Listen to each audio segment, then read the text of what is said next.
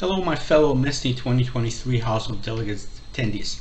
My name is Alex Stanshler. I'm a urologist from New York City.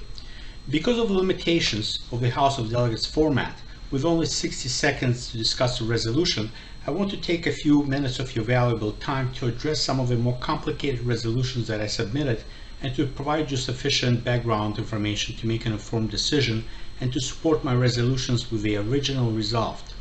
The first resolution I want to discuss is Resolution 105, Prior Authorization, Request for 24-hour maximum. The background for this resolution is that CMS proposed reforming a prior authorization for Medicare Advantage plans, and it issued 134-page regulation addressing electronic prior authorization. It's not going to take effect for at least a few years from now, so it's a future rulemaking. In this proposal,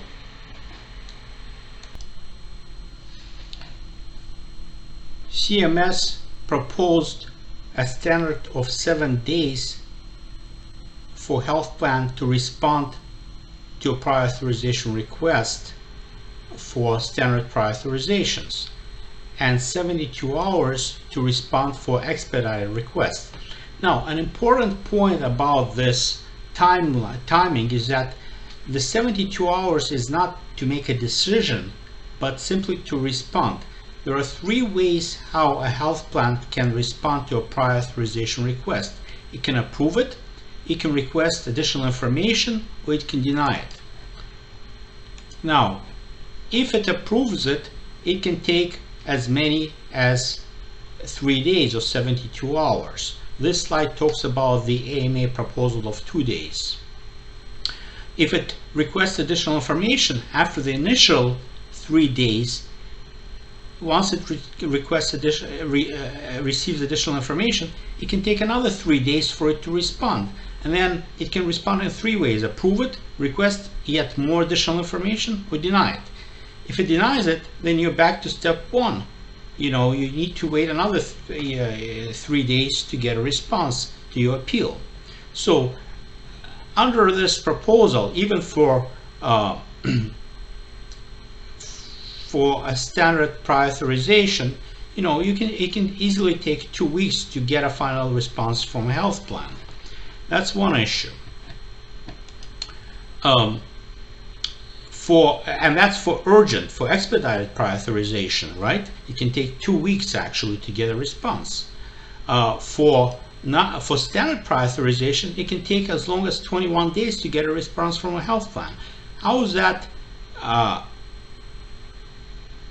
even reasonable in terms of health equity? If someone has a new onset diabetes with glucose of 350, 400, they're going to wait a month to start treatment. That's totally unreasonable. It defies any concept of fairness or health equity. Now, what IMA proposed in its response to CMS is that health plans respond within 24 hours for expedited requests. But again, response is not a decision, as I mentioned a second ago. Even with 24-hour response standard, it can take as long as 3 days to get a decision for an urgent prior authorization request. The AMA also proposed 48 hours for standard request. As I mentioned, this timing is not for a final response. This is for a response from a health plan. So the final response can actually take as long as 7 days to get a decision, because they might request medical records. Then they can take another 48 hours. After they request medical records, they can deny it, and then you're back to square one, appealing it. So that is one issue with this. But even bigger issue is the fact that who and how defines what's urgent. The problem with making two standards, one for urgent prior authorization and one for non-urgent, is that a doctor does not have the ability to make that decision. It's left up to the health plan to decide which prior authorization request to treat as urgent or non-urgent. You can mark it urgent, but the health plan doesn't have to agree to that. And who are you going to appeal within 4 hours? CMS takes 2 to 3 years to respond to complaints. So the first point that I want to make is that there should be one standard. There should be no distinction between urgent and routine, because there is no way to make the distinction. There will always be a disagreement between doctors, physicians, and patients on this issue. And there is no one and no legitimate way of systematically addressing that problem. That's one issue. The other issue is that there is really no increased cost of for a health plan to respond to a prior authorization within 24 hours.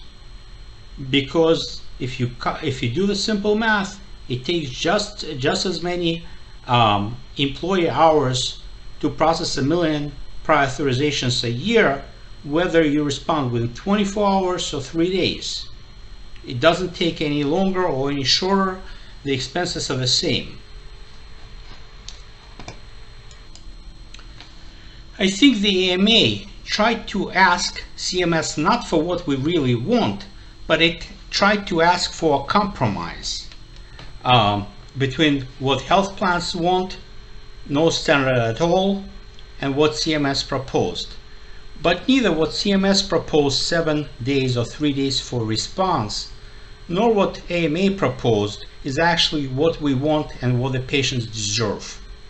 With all the talk from the AMA about health equity, making a distinction between standard and expedited prior authorization makes no sense, as I just demonstrated to you, and I'm sure you will agree.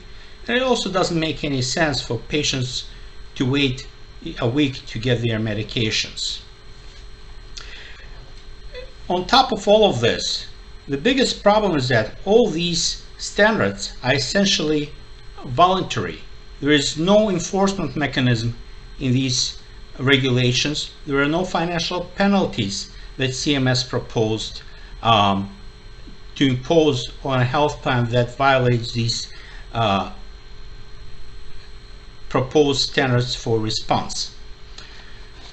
As a result, I proposed the following resolution: that the MSSNY supports 24-hour maximum regardless of holidays, including Saturdays and Sundays, for both urgent and non-urgent prior authorizations as well as appeals. There should be no distinction. And the same resolution for the AMA.